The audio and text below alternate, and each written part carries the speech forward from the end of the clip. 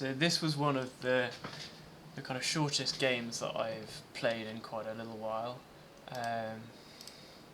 and a good example of if the enemy is kind enough to show you their military forces and you don't have perhaps enough,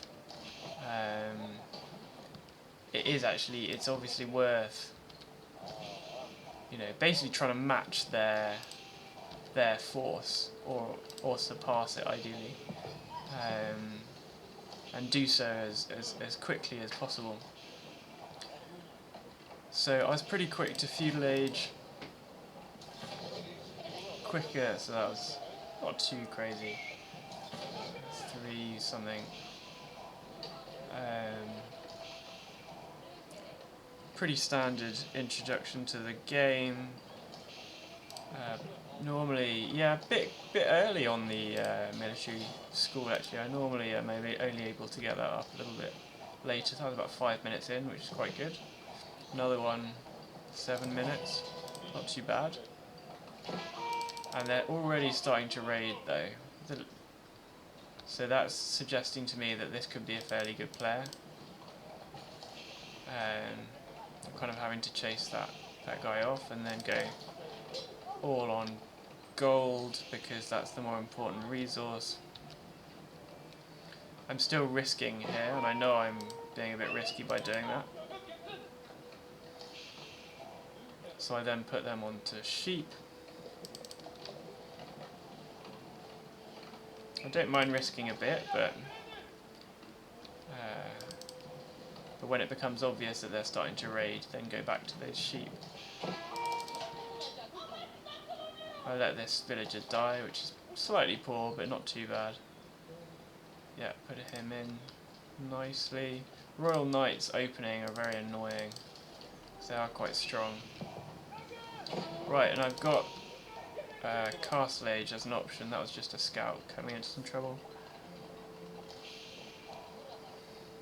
You get 27 on Castle Age. That's how important it is for me to upgrade to Castle Age. Just absolutely everyone. Basically, because I need those Janissaries, especially against the French Knights, the cavalry.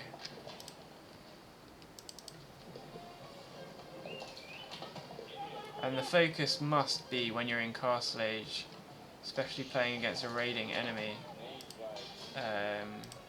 to upgrade Spearmen and to start to create Janissaries.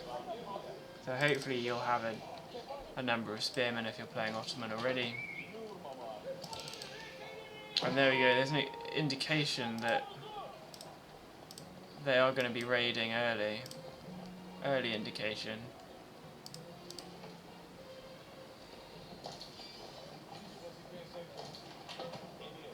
It's not always that you need to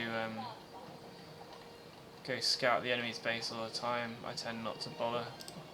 Probably why I lose all the time, but no, I mean, I'm justifying that. So you can normally tell if the enemy are looking to raid early,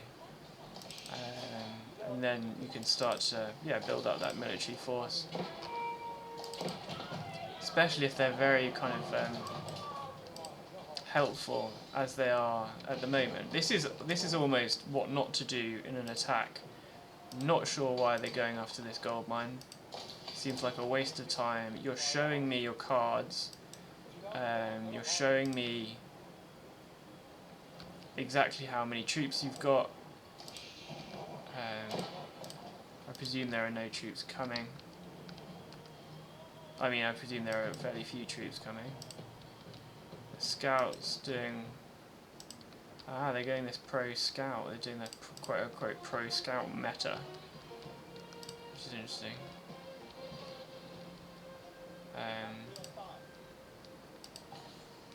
So potentially this is a good plan. Going Royal Knight early and then kind of aiming to take me out. But even with that force, I've actually already got a reasonable counter. And predicting what they're going to do next is obviously incredibly important, such that Don't want to leave that 27 villagers, because I moved all the villagers that were on sheep onto gold because I needed to get gold in order to create a bit more of a military force to respond to their slightly strange attack. Not sure why they attacked this. I think what would have been more sensible if they thought they would be able to do it is to attack this way or that way or something along those lines anyway.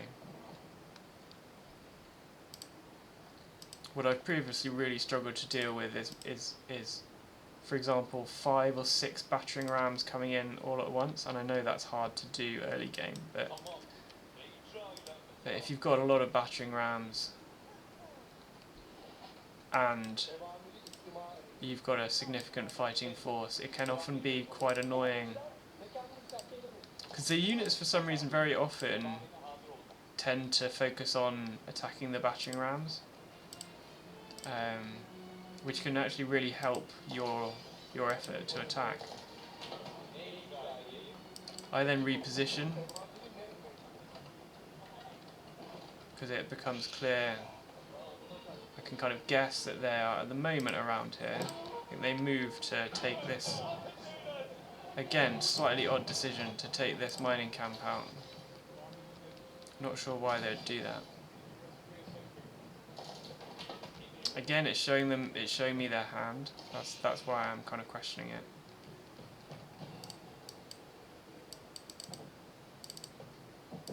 This kind of archer siege combo is probably quite a good one. And I get that you're kind of running around raiding and forcing me off gold, but you kind of miss that there's loads of gold elsewhere on the map that you're not engaged with. So, you know, it could make sense as a tactic, but it's only going to make sense if you've actually, you know, scouted and are engaged with where the other gold mines are. So relocating the forces, upgrading to springboard emplacement, just making sure that I'm matching them, essentially, what I presume to be what they can throw at me. Bit slow in responding to that push. Not quite sure what their plan is, to be honest. Maybe they don't see, they only just see the force that I have. They then try and micro a little bit, such that there you go, they use their archers to... That's actually quite impressive, isn't it? Like, and then the Janissaries are going to really struggle against these archers. The Janissaries are really annoying, but I do have a mangonel in there, so a couple of good shots with that mangonel and those archers are done. Which is why, as you see here, the enemy just absolutely gives up out of fear and loathing.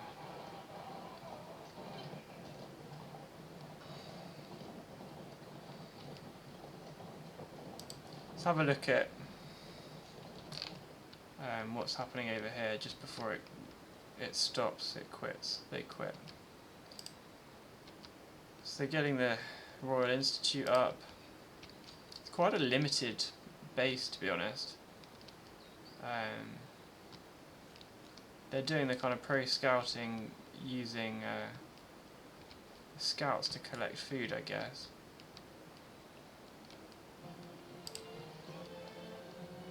They've built a blacksmith but haven't upgraded and healed the blacksmith. I haven't actually built a blacksmith yet because I was very much focused on just churning those units out.